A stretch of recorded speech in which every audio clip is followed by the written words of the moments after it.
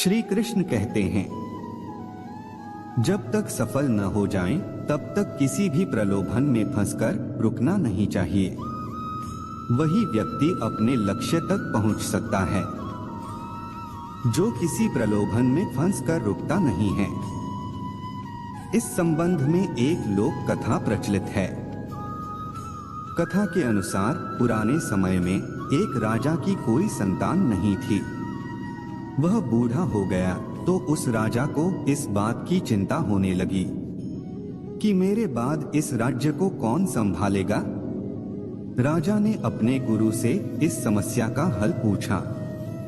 गुरु ने कहा कि हे राजन, अपनी प्रजा में से किसी योग्य व्यक्ति को उत्तराधिकारी बना देना चाहिए। ये बात राजा को समझ आ गई। उसने अपने मंत्री से कहा कि प्रजा के बीच ये घोषणा करवा दें कि कल जो भी व्यक्ति सूर्यास्त से पहले मुझसे मिलने राजमहल तक आ जाएगा, उसे इस राज्य का उत्तराधिकारी घोषित किया जाएगा। ये बात सुनकर मंत्री ने कहा कि महाराज, ये तो बहुत ही आसान है, पूरी प्रजा ही राजा बनने के लिए यहाँ पहुँच जाएगी। राजा ने कहा कि ऐसा नहीं होगा, मुझ तक सिर्फ योग्य व्यक्ति ही पहुंचेगा। आप घोषणा करवा दीजिए। मंत्री ने राजा की आज्ञा का पालन किया और प्रजा तक संदेश पहुंचा दिया। अगले दिन बड़ी संख्या में लोग उत्तराधिकारी बनने के लिए राजमहल की ओर निकल पड़े।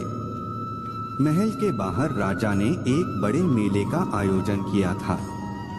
मेले में शराब थी, नाच गाना हो रहा था, तरह तरह के स्वादिष्ट पकवान थे, कई तरह के खेल वहां हो रहे थे। पूरी प्रजा उस मेले में ही उलझ गई। अपनी अपनी पसंद के हिसाब से लोग मजा लेने लगे। सभी ये बात भूल गए कि उन्हें राजा से मिलने जाना है। तभी वहां एक युवक ऐसा आया जो इन प्रलोभनों में नहीं फंसा। उसे सिर्फ अपने लक्ष्य तक पहुंचना था। वह सीधे राजमहल की ओर चल दिया। मुख्य द्वार पर 2 पहरेदार खड़े थे। उन्होंने युवक को रोका, लेकिन वह किसी तरह उनसे बचकर राजमहल में प्रवेश कर गया।